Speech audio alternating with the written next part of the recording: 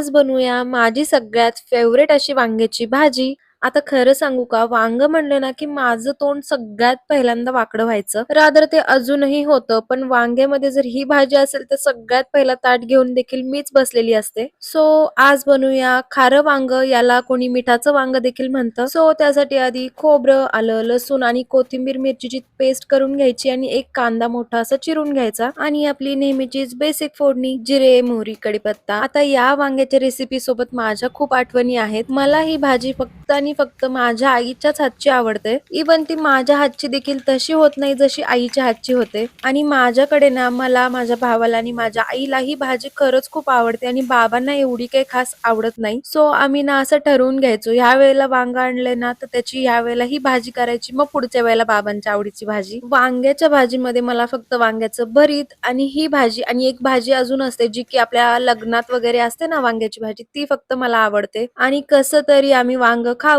म्हणून आई आमच्यासाठी खास ही भाजी बनवायची. आता या भाजीसाठी ना जी हिरवी काटेरी वांगी असतात, जी की माझ्या माहेरी मिळतात, कृष्णा काठची वांगी त्यांना म्हणतात ना, ती इतकी भारी लागतात ना. आता माझ्याकडे तर ती काही इथं अवेलेबल नाहीये. सो मी जी आहेत त्याच्यामध्येच ही भाजी आज बनवलीये. जास्ती काही तामझाम या भाजीला लागत नाही. एक वाटण बस आहे फक्त. प्रत्येक घरात असं कोणी ना कोणीतरी असतं की ज्यांना वांगी जास्त आवडत नाहीत. तर तुम्ही देखील ही रेसिपी ट्राय करू शकता. आणि या भाजीत आपण तिखट वगैरे काही यूज करत नाही. सो तुमच्याकडे लहान मुलं वगैरे असतील तर ती देखील छानपणे ही भाजी एन्जॉय करू शकतील.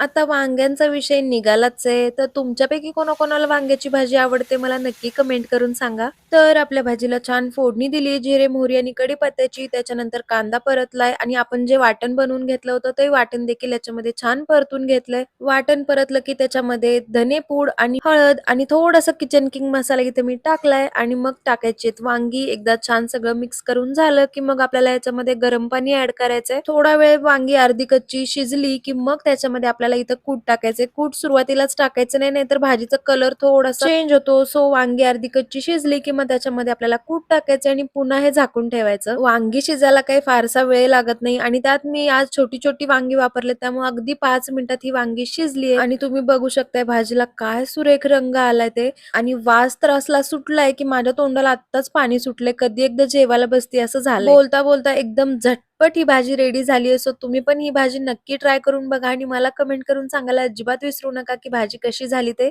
चला भेटू नेक्स्ट व्लॉग मध्ये. बाय.